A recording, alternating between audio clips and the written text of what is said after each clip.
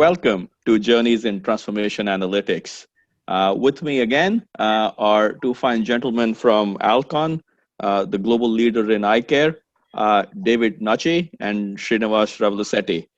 David is the Director of Commercial Data and Technology, and Srini is Alcon's IT Analytics Lead. Gentlemen, welcome. Welcome, Amaresh. Thank you.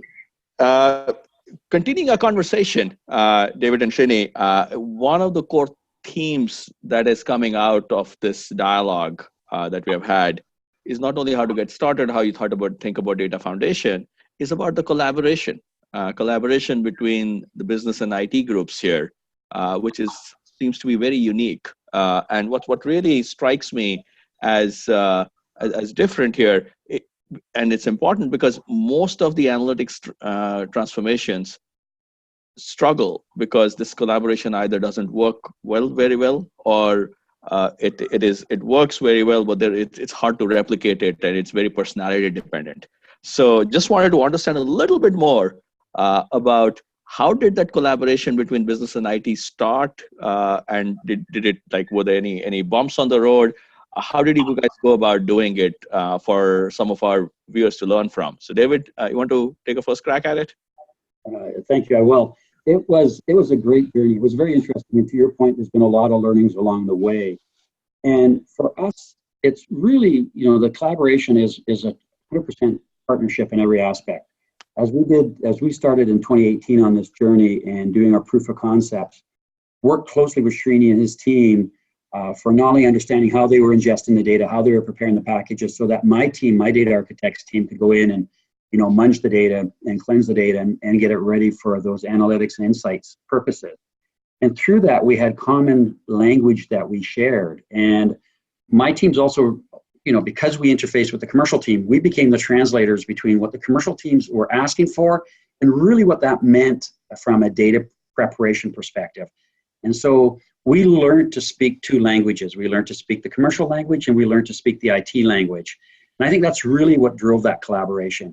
And I tell you, Srini and his team were not afraid to come up and say, by the way, you guys aren't doing that very well, whatever that was.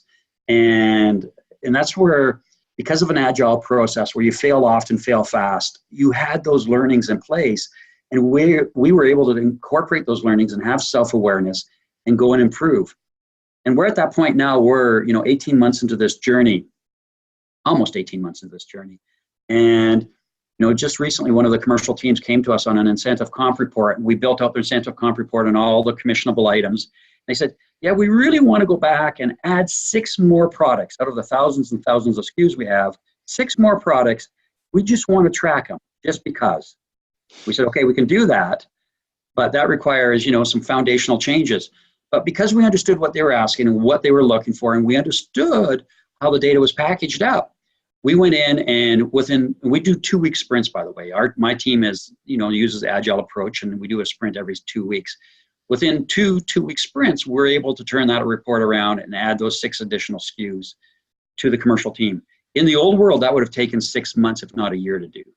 And so this collaboration is, I think, just also a big educational opportunity. And I looked at Srini's team because they educated us up in many different ways. Wow. Srini, how did it work from your vantage point? From my end, I think David and his team actually made us rethink IT, right?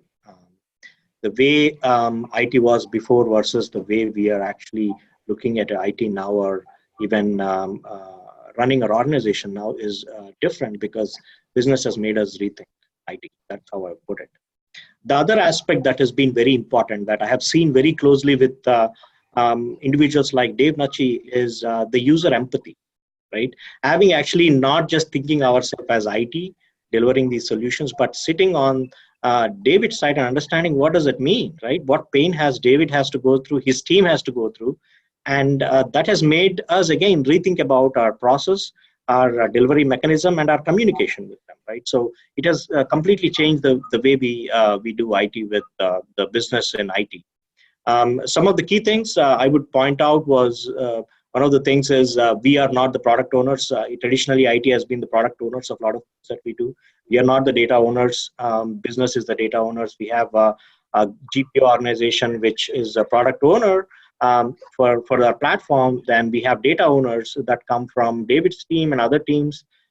Then we also have these agile sprints that are running rigorously in parallel, and business is involved in every one of them. So it's not an IT delivering something; it is business and IT delivering something to the organization, right? As an outcome, and then that has been the very key thing for this success to happen. So I would think I think a great partnership. I mean, I wouldn't have imagined anything better other than actually being able to I would say collaborate on the community, which we have just started to do, where we have trying to build communities of practice for certain tools and technologies, which we hope to accomplish in starting this year into next year. But other than that, I think many of the things that are required for a collaboration between business and IT are in place or in our a good journey towards success. Wonderful. So what has been the impact? So from a business perspective, how would David, how would the business say, "Oh, this is working great"? What does that mean?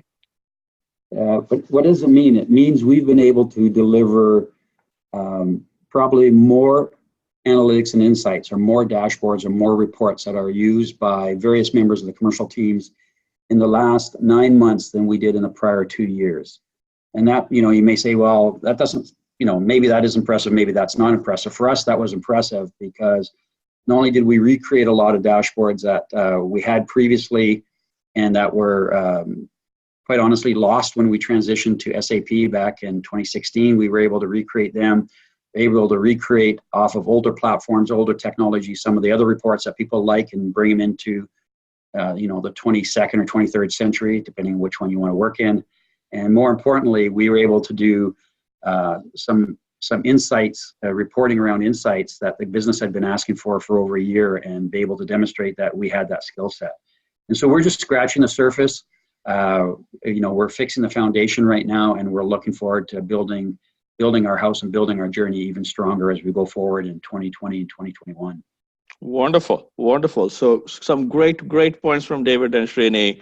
Bilingual talent. We talk a lot about that, about having folks who can speak both technology and business together as the key fulcrum.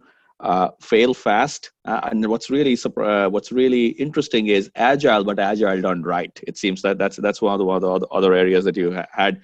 Sri, you made a great point on user empathy, which I think that human-centric design, which is at the root of all of it. I think that's some great points there.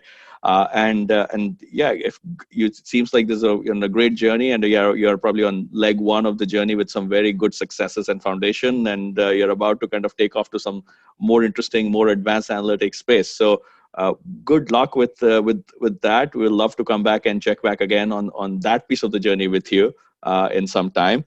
But thank you so much, David and Srini, for sharing your insights and thought leadership with us and with the viewers.